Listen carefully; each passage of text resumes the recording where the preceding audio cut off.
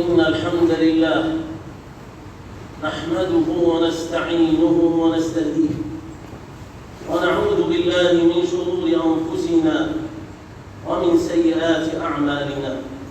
من يهده الله فهو المهتد ومن يضلل فلا هادي له.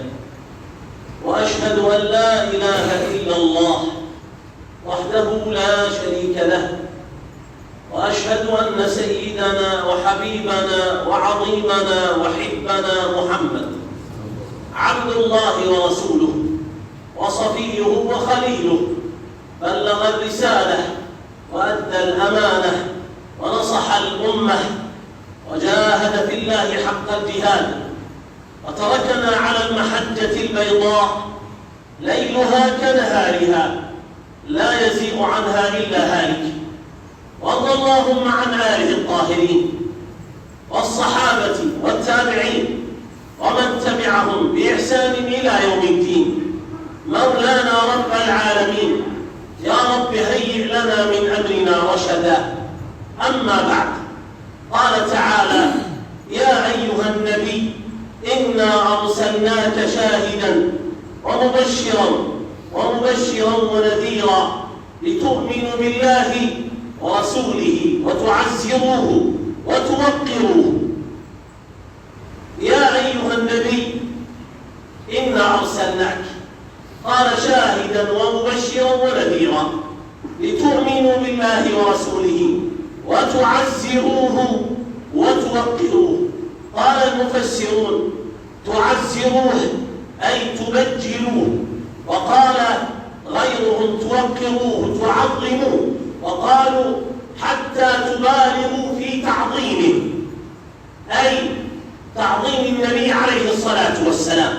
وكذلك معنى تعزروه تأتي بمعنى المناصرة، والآية هنا أدبنا بها المولى عز وجل. أدبنا المولى عز وجل في أننا أوجب علينا تبجيل النبي صلى الله عليه وآله وسلم، تبجيله، وأدبنا في أن علينا تعظيمه وتوقيره صلى الله عليه وآله وصحبه وسلم. وآيات أخرى أدبنا بها الله سبحانه وتعالى، فقال: يا أيها الذين آمنوا لا تقدموا بين يدي الله ورسوله.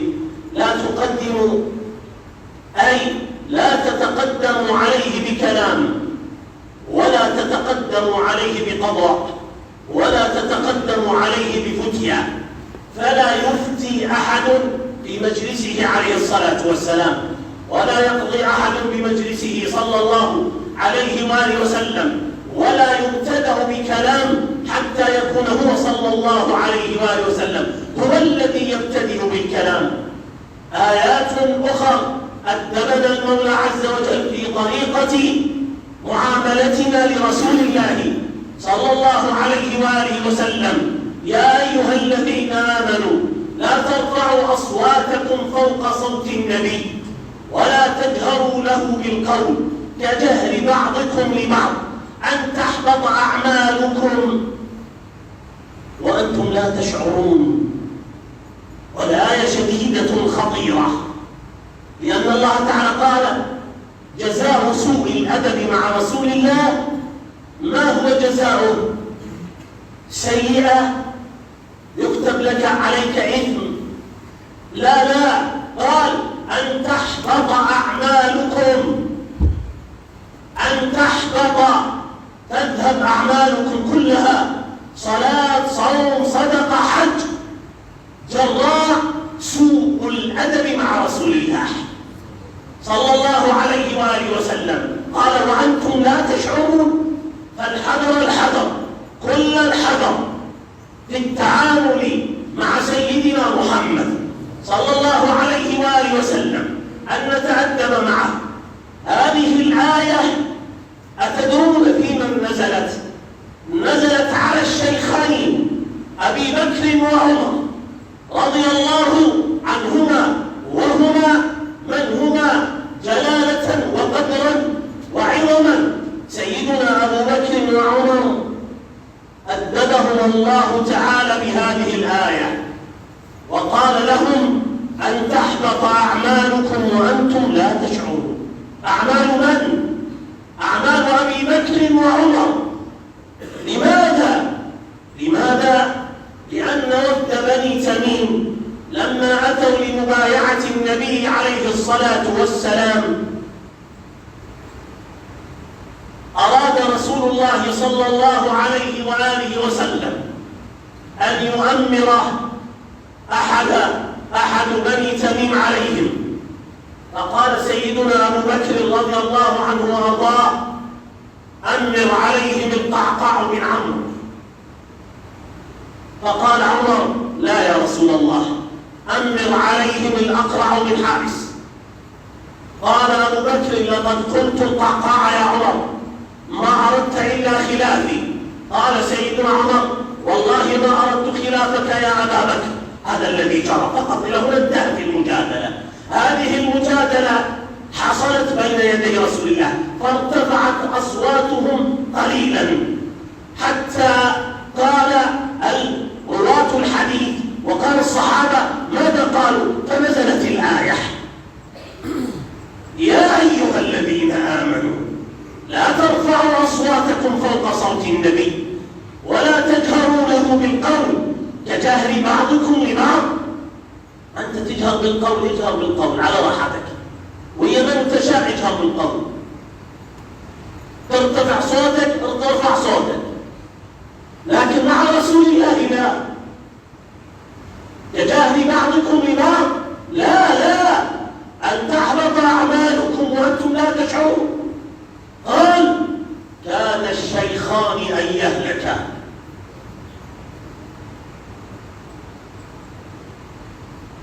فقال سيدنا أبو بكر في رواية قال: فأقسمت بالله يا رسول الله لا أخاطبك بعد ذلك إلا كأخي السرار، يعني إلا أن أسر لك سرا كما يسر الرجل لأخيه إذا أراد أن يعطيه سرا. ماذا يفعل؟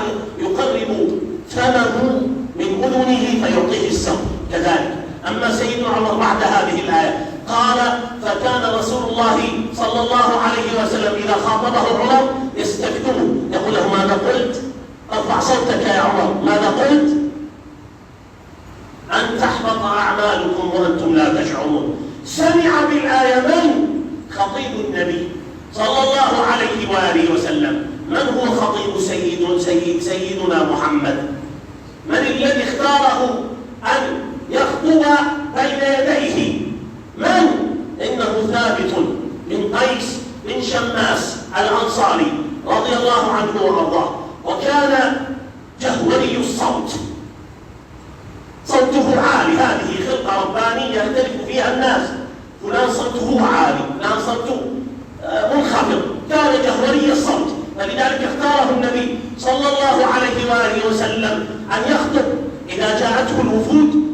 في مناظرة الوفود كانوا هكذا عادة العرب، أن يقدموا شاعرهم وخطيبهم حتى يفتخروا بهم. فكان سيدنا محمد صلى الله عليه وآله وسلم يقدم سيدنا حسان بن ثابت شاعر النبي، ويقدم ثابت خطيب النبي صلى الله عليه وآله وسلم. لما سمع بالآية جلس في بيته يبكي. مرت صلاة ولم يحضر ثابت إلى المسجد النبوي، ومرة أخرى فسأل عنه النبي صلى الله عليه وآله وسلم فقال: أين ثابت؟ قالوا: يا رسول الله منذ نزلت هذه الآية جلس في بيته وهو يبكي. قال: ما باله؟ قال: لقد هلكت، كم رفعت صوتي أمام رسول الله. قال: اذهب إليه فادعه لي.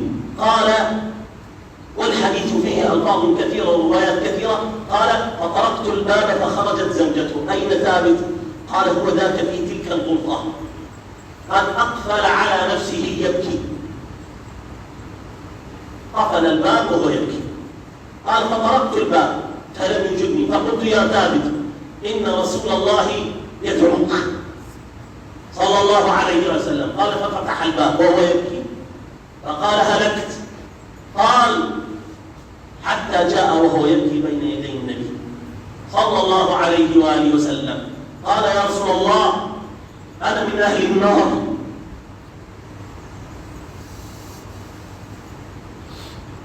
قال يا ثابت أنت لست منهم، أي لست من هؤلاء. يا ثابت أما ترضى أن تعيش حميدا وتموت شهيدا وتدخل الجنة؟ قال قلت رضيت يا رسول الله. فقتل سيدنا ثابت في حروب الردة رضي الله عنه وأرضاه. هكذا كانت المعاملة. يا أيها الذين آمنوا لا تجعلوا دعاء الرسول كدعاء بعضكم بعضا. أدب آخر، لا تقل هكذا، نهينا أن نقول يا محمد صلى الله عليه وآله وسلم، بل أن نناديه بأحب الصفات إليه، فنقول يا رسول الله، يا نبي الله صلى الله عليه وآله وسلم. وإذا أردنا أن نأتي باسمه صلى الله عليه وآله وسلم أن نعقبها بالصلاة عليه. أما أن ننادي باسمه مجردا لا يجوز ذلك. لقد أدب الله تعالى الأعراب: إن الذين ينادونك من وراء الحجرات أكثرهم لا يعقلون. وصفهم بالجهل، وصفهم بقلة العقل. جاءوا إليه فقال يا محمد يا محمد، هكذا من وراء الحجرات صلى الله عليه وآله وسلم، فخرج إليهم وقد تأذى من قولهم. وهكذا صفات الأعراب، فيهم شيء من الغلظة والجلافة والقساوة، أدبهم الله تعالى حتى رقت قلوبهم. وهكذا كان العرب، كانوا أهل بداوة. قال أكثرهم لا يعقلون. نهينا أن نقول هكذا باسمه فقط صلى الله عليه وآله وسلم. أدبنا بأدب آخر: يا أيها الذين آمنوا لا تقولوا راعنا وقولوا انظرنا. راعنا كلمة طيبة ليس فيها شيء.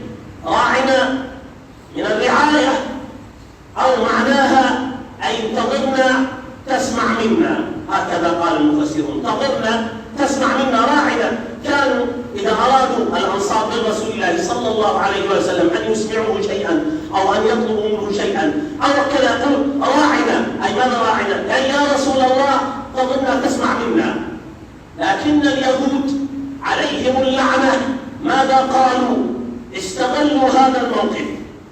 كانت عندهم راعنا من الرعونة، فكانوا يقولون يا محمد راعنا صلى الله عليه وآله وسلم، يقصدون ماذا؟ أي الرعونة. والله سبحانه وتعالى قال لا تشابهوهم، وإن كانت أصل الكلمة في معناها ليس فيها شيء، لكن لما أخذها أعداء الله يريدون أن يعلقوا برسول الله نهاهم الله تعالى عنها حتى لا يفرح اليهود بها، فقال لا تقولوا راعنا وقولوا انظرنا، أي انتظرنا. أدب، توقير، تعظيم لرسول الله صلى الله عليه وآله وسلم. سيدنا عمرو بن العاص رضي الله عنه قال: لم يكن أحد أحب إلي من رسول الله ولا أجل في عيني منه صلى الله عليه وآله وسلم، وما كنت أملأ عيني منه إجلالا له. ما أستطيع أملأ عيني من سيدنا النبي. لماذا؟ قال إجلالا له، أي تعظيما له. قال وما كنت أستطيع أن أملأ عيني إجلالا له، ولو طلب مني أن أصفه لم أطيقه. يعني لو واحد قال لي صف لي النبي صلى الله عليه وآله وسلم، قال لما استطعت أن أصفه لأني لم أكن أملأ عيني منه صلى الله عليه وآله وسلم. في الترمذي قال: كان الصحابة رضوان الله عليهم يخرج إليهم النبي صلى الله عليه وآله وسلم، قال إذا خرج إليهم قال لا يرفعون أبصارهم إليه، لا تجد عينا ترفع إليه إلا أبا بكر وعمر، فإنهم ينظرون إليه وينظر إليهما ويبتسم لهما ويبتسمان له صلى الله عليه وآله وسلم. وصفه أنس بن شريك قال: كان جلساؤه إذا تكلم أطرقوا كأنما على رؤوسهم الطير. تخيل رجل على رأسه حمامة لا يريد أن يفزع الحمامة فتطير، فماذا يفعل حتى لا يفزع هذه الحمامة فتطير؟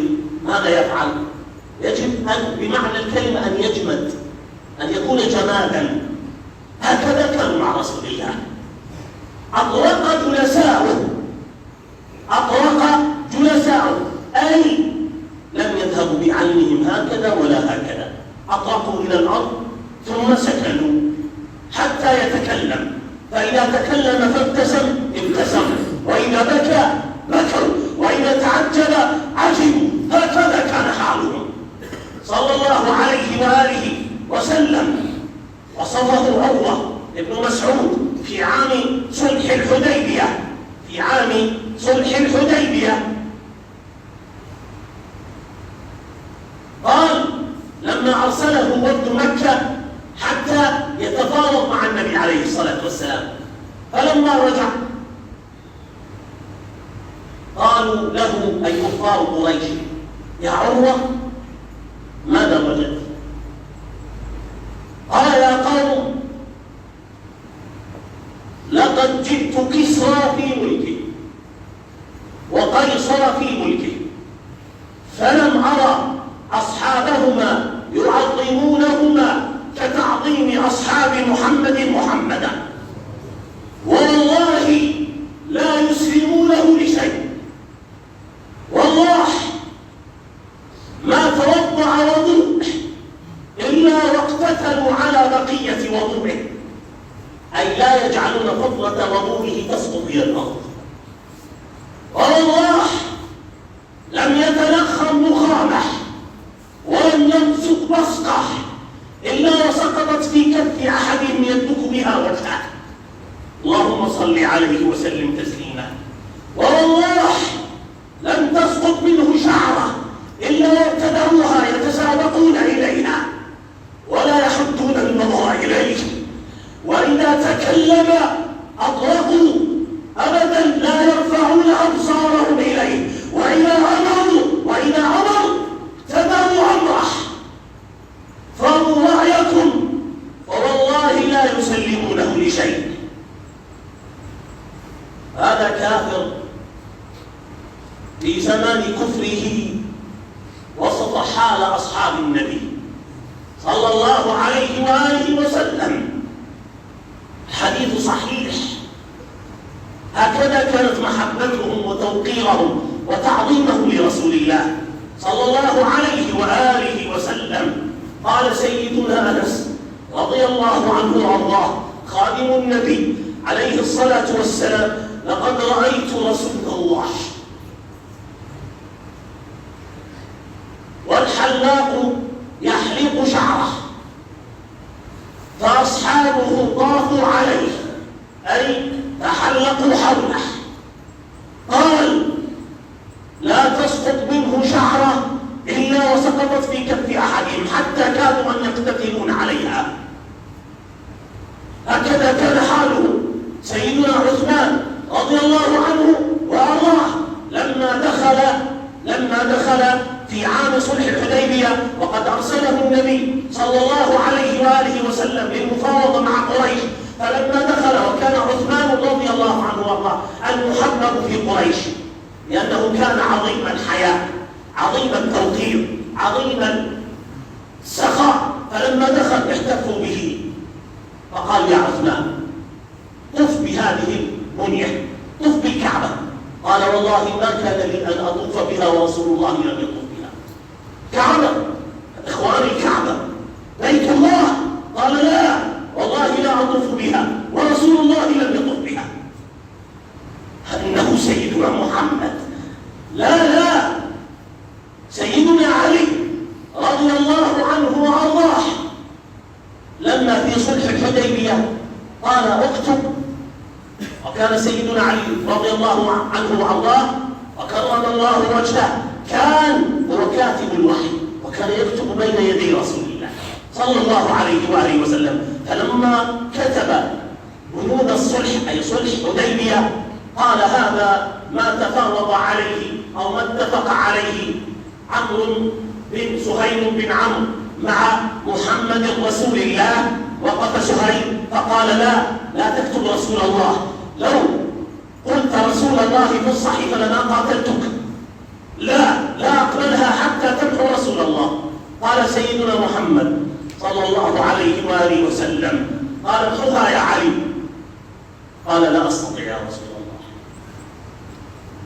لا حول ولا قوة إلا بالله. قال يا علي امحوها. قال يا رسول الله لا أستطيع أن أمحوها، أمحو رسول الله هذا؟ قال أعطني إياها. فأعطاه سيدنا علي.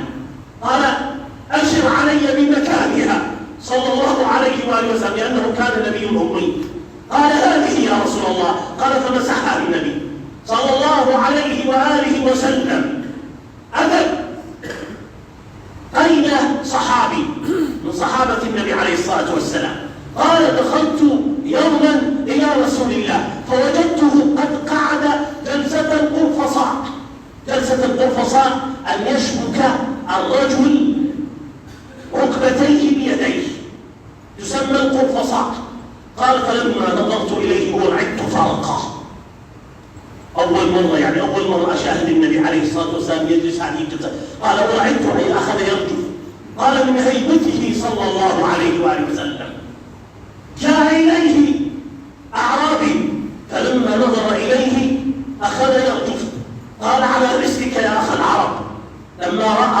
لما نظر إليه النبي صلى الله عليه وآله وسلم وعرفه أن قلبه كاد ينخلع، قال على رسلك، فإني رجل ابن امرأة كانت تأكل القديد بمكة، أي اللحم. على رسلك على رسلك. احنا نقول على كيفك على كيفك، اهدأ على رسلك. فإني ابن امرأة كانت تأكل القديد بمكة صلى الله عليه وآله وسلم، من تواضعه صلى الله عليه وآله وسلم. من المؤمنين رجال صدقوا ما عاهدوا الله عليه، فمنهم من قضى نحبه ومنهم من ينتظر وما بدلوا تبديلا. الصحابة أرادوا أن يعرفوا من هذا الذي قضى نحبه، من هذا الذي يمشي على الأرض، من هذا الذي يمشي على الأرض وقد قضى نحبه، قضى الذي عليه أمام الله، فهو رجل من أهل الجنة. أرادوا أن يسألوه، انظروا إلى التعظيم إلى التوقير، فما استطاعوا أن يسألوه من هيبتهم لرسول الله. فجاء أعرابي فقالوا يا أخ العرب سل رسول الله من هذا الذي قضى نحبه. فقال يا رسول الله من هذا الذي قضى نحبه. لماذا الأعرابي سأل ولماذا الصحابة لم يسألوا؟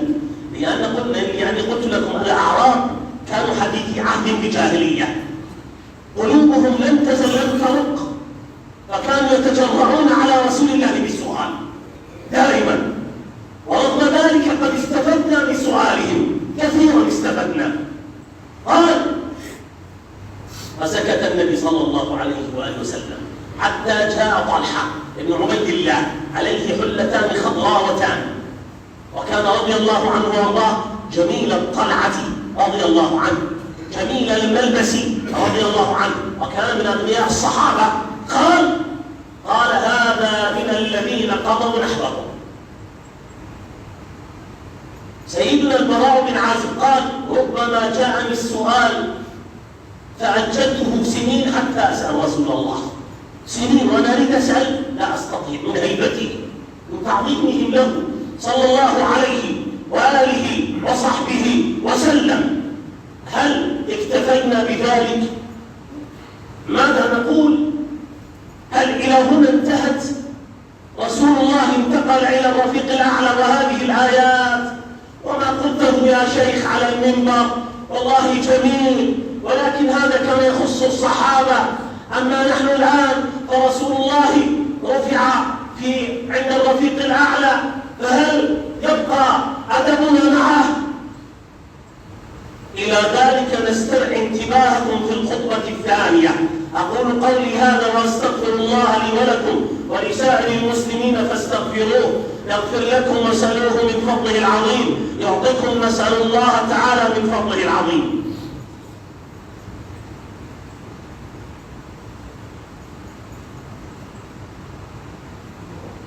الحمد لله وكفى، والصلاة والسلام على نبيه المصطفى. أما بعد، ما حالنا مع رسول الله الآن صلى الله عليه وآله وسلم؟ اعلم أن علاقتك مع رسول الله وأن معاملتك مع رسول الله يجب أن تبنى على الأدب، أن تتأدب مع أمره، هذه أولا، أن تتأدب مع أمره، أن تتأدب مع نهيه، أن تتأدب مع ذكر اسمه، أن تتأدب في ذكر صفاته صلى الله عليه وآله وسلم، أن تتأدب مع سنته، أن تتأدب في زيارته صلى الله عليه وآله وسلم. سيدنا عمر في مسجد رسول الله يوما رأى اثنان يتجادلان أمام قبر النبي عليه الصلاة والسلام، علت أصواتهما، فأشار إلى صحابي قال: ادعوا لي هذين. جاء إليهما فأسرهما: أمير المؤمنين يريدكم. انسحب من أمام قبر النبي صلى الله عليه وآله وسلم. قال سيدنا عمر لهم خارج المسجد: من أين أنتما؟ قال: نحن من الطائف. قال: لو كنتما من أهل هذه البلدة لأوجعتكما ضربا، ألا تدرون أمام من أنتما؟ إن الذين يغضون أصواتهم عند رسول الله أولئك الذين امتحن الله قلوبهم للتقوى. لا تحسب أن الأدب معه انتهى، كيف ذلك؟ واعلموا أن فيكم رسول الله، فيكم، في قلوبنا صلى الله عليه وآله وسلم. لا والله ما انتهى. يوما ناظر الإمام مالك تابعي ليس صحابي، ناظر من؟ أبو جعفر المنصور أمير المؤمنين، أمير العباسيين. الإمام مالك ناظره في مسألة في الجامع في المسجد النبوي، فارتفع صوته فقال: يا أمير المؤمنين، إن الله أدب قوما فقال: يا أيها الذين آمنوا لا ترفعوا أصواتكم فوق صوت النبي. ومدح قوما فقال: إن الذين يغضون أصواتهم عند رسول الله. وذم قوما فقال: إن الذين ينادونك من وراء الحجرات أكثرهم لا يعقلون. فاستكان لها أبو جعفر. كان أبو جعفر شديد البأس، كان شديد البأس جدا، لكن استكخر لها فقال: يا مالك، إذا أردت الدعاء هل أتجه إلى القبلة أم إليه؟ هذا في الشفاء للقاضي عياض، ذكر بسنده هذه القصة. أين أتجه؟ قال: ولم تصرف عنه وجهك وهو وسيلتك ووسيلة أبيك آدم إلى الله تعالى. ألم يقل الله تعالى: ولو أنهم إذ ظلموا أنفسهم جاءوك فاستغفروا الله واستغفر لهم الرسول لوجدوا الله توابا رحيما. استشفع به عند ربك يشفع لك صلى الله عليه وآله وسلم. الإمام مالك قال عن أيوب السختياني من التابعين، اسمع كيف الميزان كانوا يأخذون عن الرجال، يعني كيف الإمام مالك اختار شيوخه. الإمام مالك كيف اختار؟ هذا آخذ عنه الحديث، هذا آخذ عنه العلم، هذا لا آخذ عنه العلم. كيف كان الميزان؟ اسمع. الإمام مالك يقول: كنت أضرب أيوب السختياني، أنا كنت على حضن لكن لم آخذ عنه، يعني لم أكتب عنه ولم أسمع منه ولم أجلس بين يديه أتعلم عليه، أنا لم أكتب عنه. حتى رأيته عندما ذكر النبي صلى الله عليه وآله وسلم عنده بكى حتى رحمته، حتى رحمته، أي شدة بكائه بكى حتى رحمته. قال: فعلمت إجلاله لرسول الله فكتبت عنه. هذا الميزان إخواني. انظر عمن تأخذ علمك دينك. الرجل لا يتأدب مع النبي، لا، ليس في علمه بركة. هذا كان الميزان. وكان الإمام مالك رحمه الله إذا ذكر أمامه النبي صلى الله عليه وآله وسلم، الإمام مالك كان لا يجلس إلى العلم حتى يتوضأ. قال: بل في بعض الروايات يغتسل ويتطيب فيخرج ويوضع له كرسي، بذلك يجيب حديث رسول الله ليس نفسه، حتى يعظم حديث رسول الله صلى الله عليه وآله وسلم. قال فيجلس، قال يأخذ بالحديث، فإذا ذكر أمامه النبي، يعني يقولون كان رسول الله كذا وكذا، كان سيدنا محمد صلى الله عليه وسلم يفعل كذا، ماذا؟ قال يحمي رقبته، ثم يحمي كتفه، ثم ينزل برأسه، ثم يبكي، ثم يصفر وجهه.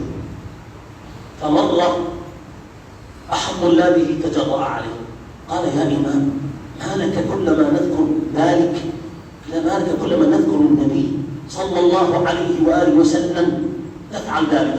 قال لو رأيتم ما رأيت ما عدلتموني. ثم أخذ يقص عن مشايخه الذين أخذ عنهم. قال رأيت محمد بن المنكدر، هذا أحد شيوخه، وهذا محمد أحد التابعين. قال إذا ذكر أمامه النبي صلى الله عليه وآله وسلم أخذ بالبكاء يبكي حتى ترحمه. ولقد رأيت جعفر الصادق رضي الله عنه رحمه الله، ولقد رأيت جعفر بن محمد، أي جعفر الصادق بن محمد الباقر، جده سيدنا الحسين، جده رسول الله صلى الله عليه وآله وسلم. وكان في كلامه دعابة، يعني ماذا دعابة؟ يعني كان الشاقة، كان دائما يتمازح، كان كثير دعابة، وهذا منسوب إلى جده سيدنا علي. سيدنا علي كان فيه دعابة رضي الله عنه وارضاه. قال وكان كثير الدعابة، قال وكان كثير الدعابة، فإذا أي وهو يداعب إذا ذكر أمامه رسول الله قال توقف فيصفر وجهه، وكان لا يحدث إلا على وضوء، وما أتيته يوما إلا وهو إما صامت، إما يقرأ القرآن إما يعلم، هذا حاله فرحمه الله. قال ولقد رأيت عامر بن عبد الله بن الزبير إذا ذكر أمامه النبي صلى الله عليه وآله وسلم يبكي حتى تجف عيونه من الدموع، تهك بعضات الدموع. ولقد رأيت صفوان بن سليم إذا ذكر رسول الله صلى الله عليه وآله وسلم بكى واصفر وجهه وجف حلقه وأخرج لسانه من جفاف اللعاب. ولقد رأيت الزهري رحمه الله تعالى أحد التابعين الكبار، وكان أهنأ الناس، يعني فيه طرف، لأنه كان قريب من أهل الحكم، فيه طرف. قال إذا ذكر رسول الله أمامه كأنما لم يعرفك ولم تعرف، يذهل، كأنما ما أنت قاعد يذهل، كأنما لم يعرفك ولم تعرف. ولقد رأيت قتادة من كبار المفسرين إذا ذكر رسول الله صلى الله عليه وآله وسلم نعى وزال، أخذه العويل والزوال، العويل والزويل، أخذه العويل والزويل. ما معنى العويل؟ أي خرجت بكاؤه فعال، أي خرج صوته بالبكاء. الزويل ما هو؟ أن يقوم فيذهب ويجي، لا يستقيم له مكان، لا يستقيم له حال، لأنهم ذكروا النبي عليه الصلاة والسلام. هكذا كان حالهم. سأل رجل سيدنا سعيد بن المسيب من كبار التابعين عن حديث كان مضطجعا فقال لا، لم أريد أن أعنيك، أي أروي لي الحديث وأنت مضطجع. قال لا، أكره أن أروي حديث رسول الله وأنا مضطجع، لا. والإمام مالك كان لا يحدث بحديث وهو قائم لا يحدث بحديث إلا على المنبر، فإذا سأله رجل عن حديث وهو يمشي نقول لا حتى أجلس فيجلس. هؤلاء من أحبوا سيدنا محمد صلى الله عليه وآله وسلم، هؤلاء من تعلموا عن سيدنا رسول الله، هؤلاء من تأدبوا، هؤلاء من عظموا، هؤلاء أسيادنا، هؤلاء أفي ذلك مغالاة في حبهم؟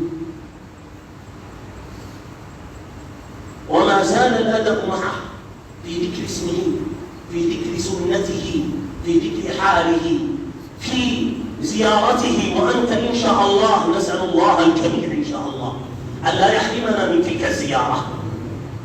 إذا وقفت أمامه صلى الله عليه وسلم انظر إلى أبواب الفقه عندما يصفون زيارتك للمدينة، يصفون زيارتك للمدينة ماذا يقول لك؟